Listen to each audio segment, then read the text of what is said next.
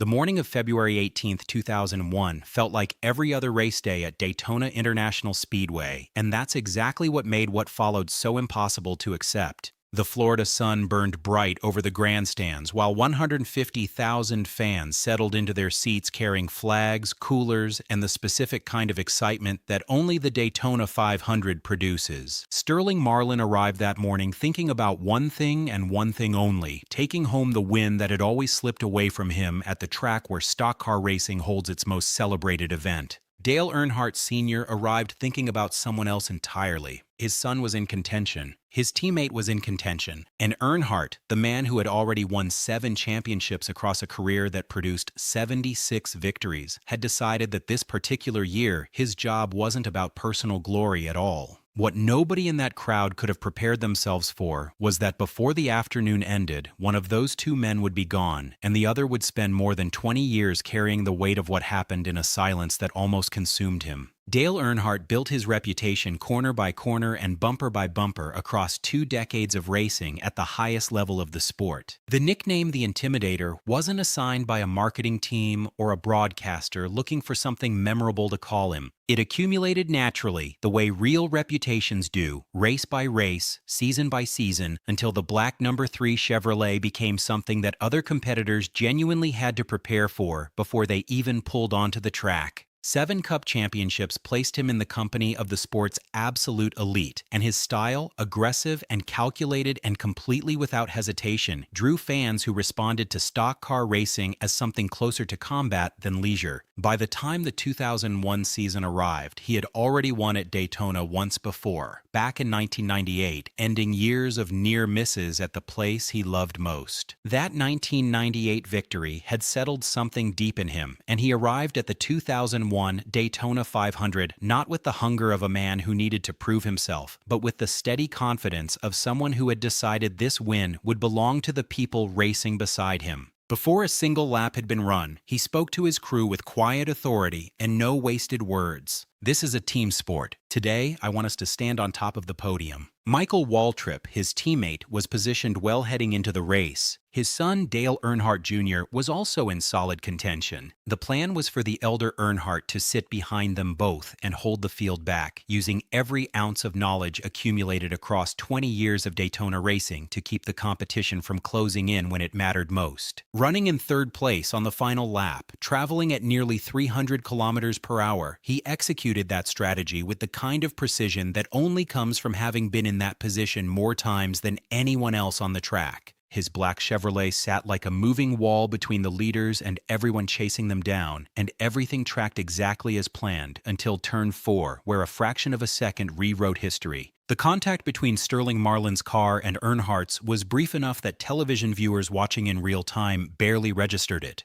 A slight brush at more than 160 miles per hour, and the number 3 car lost its balance immediately, clipping Ken Schrader's vehicle on its way toward the outside wall before striking the concrete barrier with a force that engineers later measured at nearly 80 times Earnhardt's body weight. The car slid down to the infield grass and came to rest, and from the grandstands the crash appeared survivable. That kind of impact at Daytona had produced injured but living drivers before, men who climbed out sore and shaken and went home. Ken Schrader pulled himself free from his own wrecked car and moved toward Earnhardt's window, and when he looked through the glass, he stopped. Rescue crews arrived within seconds and worked with urgency and precision, but the damage couldn't be undone. A fatal skull fracture had taken Dale Earnhardt Sr. at the exact moment of impact, and the Intimidator was gone before anyone outside that car understood what had actually happened. The news spread through the speedway in stages, quieting the crowd in sections as it traveled from one end of the grandstands to the other. Moments before, Michael Waltrip had crossed the finish line for the single biggest win of his career, with Dale Jr. finishing just behind him. The race had ended precisely the way Earnhardt had drawn it up before the green flag dropped. He just wasn't alive to see it, and that particular cruelty settled over Daytona like something physical. A silence where 150,000 voices had been. Grief arrived fast and hard, and underneath it, something else was already forming in the hours that followed. The need to explain the unexplainable. The need to locate a reason for something that had no good reason. Sterling Marlin's name was the one people landed on, and it stayed there for a very long time. Marlin had spent his career building something through consistency and quiet skill rather than flash or controversy. He was not the kind of driver who manufactured drama or sought out the spotlight, and his place in the sport had been earned across decades of showing up at difficult racetracks and delivering results under pressure. None of that history reached the people who filled his mailbox with threatening letters in the days following February 18th, or the strangers who approached him at gas stations and at tracks with accusations and raw hostility. NASCAR's official investigation described the contact between the two cars as a routine racing incident, the kind that unfolds in every race and usually produces nothing more than minor body damage. That finding didn't move the people who were in the middle of grieving, because grief doesn't respond to official statements, and the image of Marlin's car touching Earnhardt's in the final turn had already become the image people needed to make sense out of something they couldn't otherwise explain. He tried to respond in those early days. His voice wasn't steady when he faced reporters, and the words he offered were plain and direct. "It was an accident," he said. "I never wanted that to happen." Those words were honest and clearly meant, and they changed almost nothing about the conversation surrounding him. And that's when Marlin made a decision that most people standing in that position would not have made. He stopped speaking publicly about the crash, not because he had exhausted what he wanted to say, but because he had concluded that anything he put into the public air would fall on the Earnhardt family, a family already carrying more weight than anyone should ever have to absorb. His silence was a conscious choice rooted in respect, and it cost him in ways that accumulated slowly across the years that followed. Night after night, the sequence replayed behind his eyes. The sound of contact, the sight of Earnhardt's car losing its line, the moment that split the afternoon into everything before and everything after. Sleep escaped him regularly during those stretches, and the question that filled the sleepless hours was always the same one. Could I have done something differently? Jeff Gordon addressed it publicly and without hesitation, telling reporters that Marlin had done nothing wrong and that racing collisions were a known reality of the sport. Ken Schrader, who had been caught inside the very same crash, spoke with the same directness. It wasn't Sterling's fault or anyone else's on that track that day. Those words from drivers who understood what happens at 160 miles per hour on a racing circuit provided something to hold on to, but they didn't dissolve what Marlin carried, because guilt runs on its own schedule and doesn't clear out simply because the facts support you. The official investigation's conclusions were plain and without ambiguity. Earnhardt's death had not been caused by another driver's action. The cause was a safety gap the sport had never properly addressed. The HANDS device, a head and neck support system designed specifically to prevent the kind of fatal skull fracture that killed him, was available in 2001 but had not been made mandatory by racing authorities. Most drivers at that time, including Earnhardt himself, found the device too restrictive and uncomfortable during the long hours of a race and chose not to wear it. The concrete barriers lining the track offered no energy absorption on high-speed impact. The combination of those two gaps turned a crash that modern safety infrastructure would have survived into something irreversible. Once that truth was established beyond question, NASCAR moved with a speed and seriousness it hadn't applied to safety reform before. The HANDS device became mandatory across all competition. Barrier walls at tracks throughout the circuit were redesigned and rebuilt with energy-absorbing materials. Car safety standards underwent an overhaul that changed the physical reality of what it means to crash at high speed in a stock car. Drivers like Kyle Larson and Chase Elliott have survived impacts in the years since that, under the rules and equipment standards of 2001, would have ended careers or lives. The safety culture that defines NASCAR today was built directly from the loss that happened at Daytona on that February afternoon.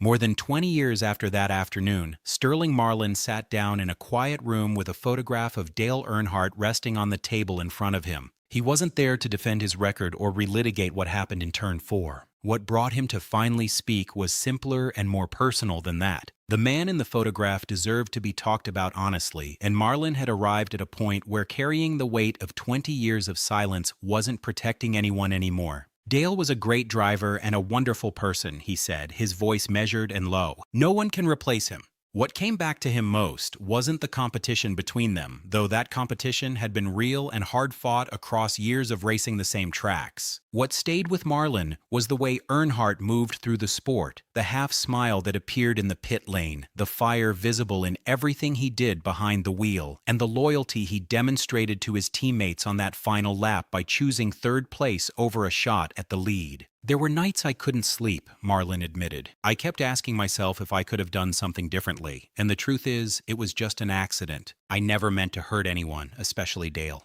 The decision to stay silent for as long as he had came from one source, he explained. I didn't want to hurt the Earnhardt family. They'd already lost too much. Those words, offered more than 2 decades after the fact, carried the particular weight of someone who has lived with a decision long enough to understand every dimension of it. The anger he absorbed in the years that followed, the threats, the accusations from strangers, and the experience of being defined in the public mind by the worst afternoon of his life, none of it had broken him, but it had changed him in ways that only someone who carries that kind of weight for that long would fully understand. Dale Earnhardt Jr. has spoken about his father over the years with the directness of someone who decided early that grief doesn't require performance or ceremony to be real. My dad always said nothing is impossible if you don't give up, Jr. shared in one interview, and those words have moved through his life with the same kind of force his father brought to every race he ever entered.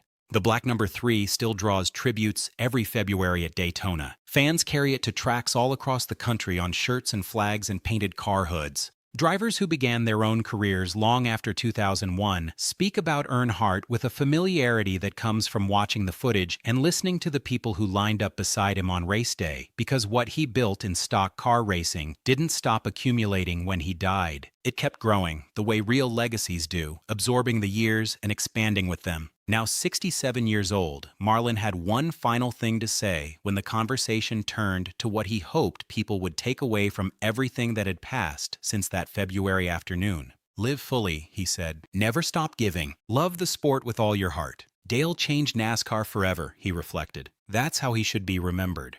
And then, before the quiet settled in completely, the last words he offered. Thank you, Dale, for making me a better driver and a better man. The sport that exists today, safer and more protective of the people inside those cars than it has ever been, was shaped in part by the worst day the racing world had ever recorded. That truth sits at the center of everything that followed 2001, and it is the truth that Sterling Marlin finally said out loud 20 years after the choice to carry it alone.